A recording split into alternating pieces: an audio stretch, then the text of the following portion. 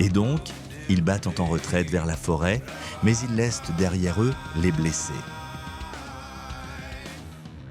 La forêt devient un piège mortel pour les colonisateurs, mais ils sont disciplinés et avancent en formation serrée.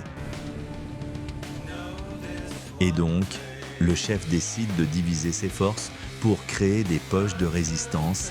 Il attire les officiers dans un ravin, mais ils anticipent le mouvement et donc ils utilisent des canons légers.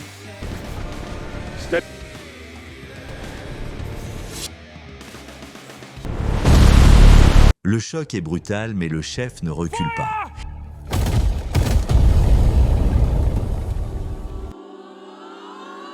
Il bondit sur le flanc de l'artillerie et donc il neutralise le canon. Mais un officier lui plante une baïonnette dans le flanc et donc la douleur le foudroie. Il se relève car la peur est un luxe qu'il ne peut se permettre. La nuit tombe, mais le danger grandit.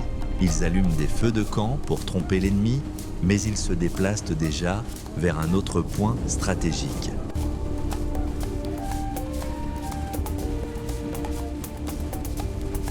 Et donc, les colonisateurs tirent sur des ombres, mais ils ne voient rien. Le chef observe tout depuis les hauteurs et donc il planifie l'attaque de l'aube.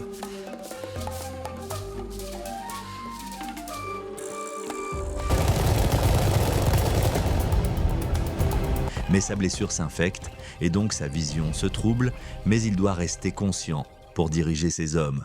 Il se suture lui-même avec une lame rougie, mais le choc le fait hurler intérieurement.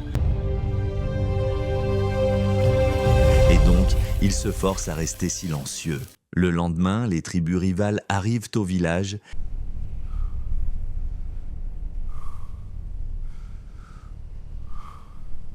Mais elles refusent de se joindre à la guerre.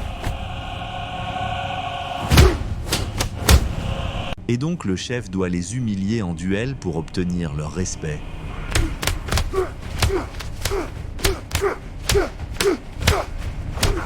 Mais le combat est long. Il terrasse le chef adverse. It is done.